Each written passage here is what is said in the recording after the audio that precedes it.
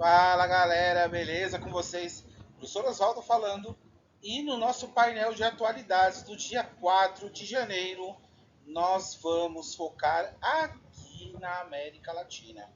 Se você gosta deste tipo de conteúdo, já peço que você se inscreva aqui no canal, clique no sininho de notificações, compartilhe com os seus amigos, pois só dessa forma nós vamos atingir mais pessoas e continuar democratizando ainda mais o conhecimento.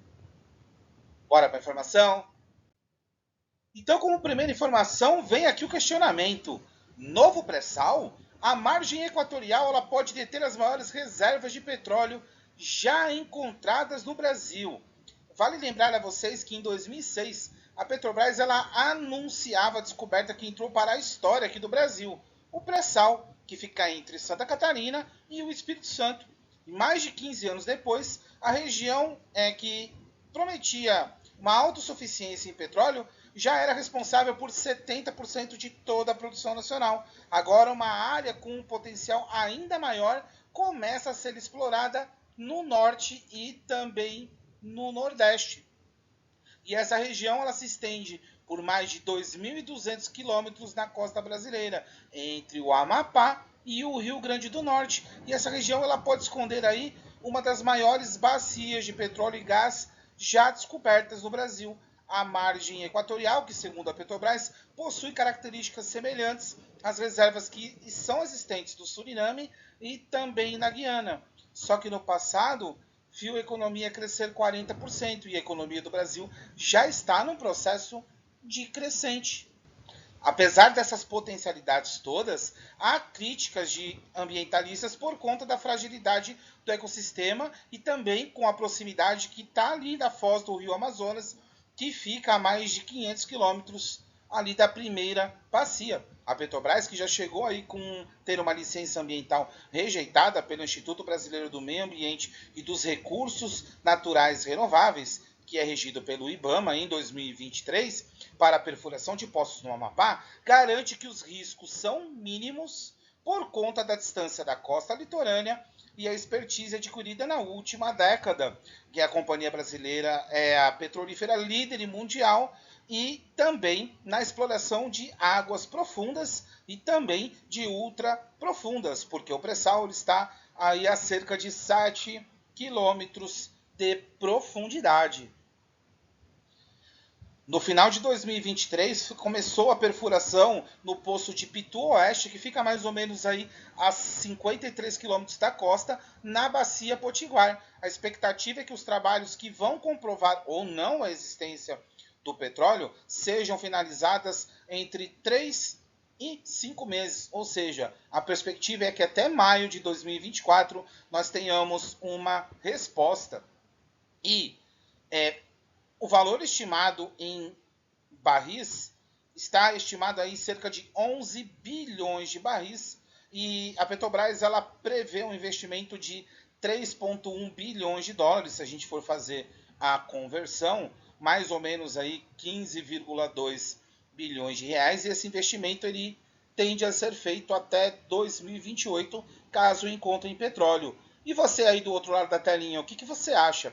Você acredita que vai ser importante essa questão do petróleo, essa nova descoberta, caso tenha ali na região para o Brasil? Deixe nos comentários, eu gostaria de saber. Então agora nós vamos para o próximo tópico, que é a justiça peruana retoma julgamento contra o ex-presidente Fujimori, lá no Peru, pelo assassinato de 6 camponeses. Pois é, a justiça peruana anunciou quinta-feira, dia 4 de janeiro, a retomada do julgamento oral contra o ex-presidente Alberto Fujimori, no caso conhecido como Pativilca, que investiga o assassinato de 6 camponeses durante o seu mandato. A juíza Milusca Cano agendou a próxima audiência para a próxima quarta-feira, no dia 11. Como é que foi esse processo? No dia 29 de janeiro de 1992, 6 camponeses foram assassinados na localidade de Pativilca pelo grupo paramilitar Colina, De acordo com a promotoria, o grupo operava sob as ordens de Fujimori e tinha a função de combater o grupo guerrilheiro Sandeiro Luminoso. O Fujimori, que já cumpria a pena de 25 anos de prisão por crimes contra a humanidade, foi solto no início de dezembro de 2023. E o ex-presidente, ele atualmente tem 85 anos e ele chegou a ser hospitalizado em fevereiro do ano passado por problemas cardíacos. Ele também é acusado por ter cometido vários crimes durante seu mandato entre 1990 até 2000 e ele acabou renunciando e acabou saindo do país. Em 1992, ele realizou um autogolpe que levou ao fechamento do Congresso peruano. Um dos crimes acaba tendo aí respeito à esterilização de pelo menos 270 mil mulheres indígenas. Pois é, Alberto Fujimori sempre foi um ditador disfarçado de presidente. E em 2005, ele foi detido durante uma visita ao Chile. 2007 ele foi extraditado de volta ao Peru e em abril de 2009 ele foi condenado aos 25 anos de prisão pela morte de 25 pessoas. Então, se for seguir aí a mesma linha, ele deve pegar aí um número muito grande de anos. E vale lembrar que Fujimori já tem uma certa idade, 85 anos. Será que ele vai ser preso? Será que ele volta a ser preso? Deixe nos comentários, eu gostaria de saber. E o nosso terceiro, a manchete é: Forças Armadas e Lula. Militares precisam se adaptar ao novo mundo, dizem aí alguns oficiais da reserva. E por que você está falando isso, Oswaldo? Porque um segundo domingo do ano de 2023, ele poderia ter sido aí mais um domingo qualquer, mas o que era uma quietude até então se tornou um barulho. Eram pessoas tomando as sedes dos três poderes, em Brasília, na capital aqui do Brasil. E o que aconteceu? Aconteceram aí algumas ações antidemocráticas que tomaram aí espaço e tomaram muito espaço na mídia, né? Depredações, pedidos de cancelamento das eleições, tudo isso porque o candidato da situação até então perdeu as eleições para o atual candidato que está como presidente do Brasil. Ou seja, a vitória de Luiz Inácio Lula da Silva fez com que esses manifestantes antidemocráticos objetivassem e recontassem o cancelamento dos votos que elegeram o atual presidente para um terceiro mandato. Mas isso, de fato, não aconteceu. Inclusive, alguns soltaram fake news dizendo que o presidente, né, do STF, Alexandre de Moraes, ele ia ser preso, comemoraram, entre outras ações.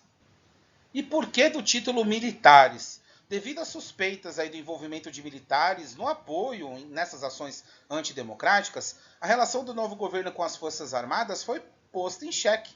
No Brasil, afora, aí, políticos se mobilizaram para propor ações para mitigar o ocorrido. Ações no STF, declarações governistas de parlamentares lotaram os noticiários. E não ações só de governistas aqui no Brasil, e sim ações de governistas no mundo inteiro, como, por exemplo, do presidente da França, né? O presidente da França como principal ponto, o primeiro-ministro do Reino Unido, inclusive o presidente dos Estados Unidos, Joe Biden. Na época, bolsonaristas radicais que se diziam patriotas invadiram e depredaram o Congresso Nacional, o STF e o Palácio do Planalto, sede da Presidência da República em Brasília. E eles quebraram vidraças, móveis, depredaram obras de arte, objetos históricos, invadiram gabinetes de autoridades, rasgaram documentos e roubaram armas. E por que nós estamos falando disso novamente? Porque segunda-feira, dia 8 de janeiro, completa um ano do ocorrido. Então é importante que nós tenhamos essa visão de lembrar o povo para que isso não se repita. E você aí do outro lado da telinha, você acredita que isso vai acontecer novamente? Deixe nos comentários, eu gostaria de saber. Galerinha, o nosso painel de atualidades envolveu aqui principalmente o Brasil, não é mesmo?